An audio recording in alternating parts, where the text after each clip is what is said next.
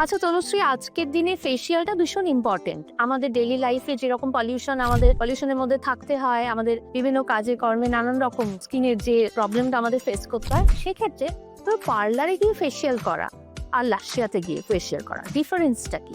এটা একটা খুব ভালো কোশ্চেন তুমি করেছো। এটা আমাদের সবার মনেই থাকে যে বাড়ির কাছেই তো পার্লার আছে, তাহলে কেন ক্লিনিকে গিয়ে করব। তো সবার আগে আমরা জেনে নিই যে স্যালন ফেশিয়াল আর অ্যাস্থেটিক ক্লিনিকে ফেশিয়ালের মধ্যে ডিফারেন্স কি।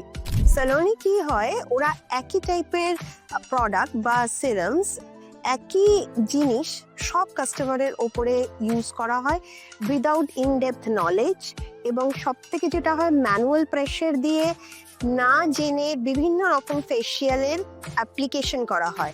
whereas in Lashia we customize every step of facial concerning your problem.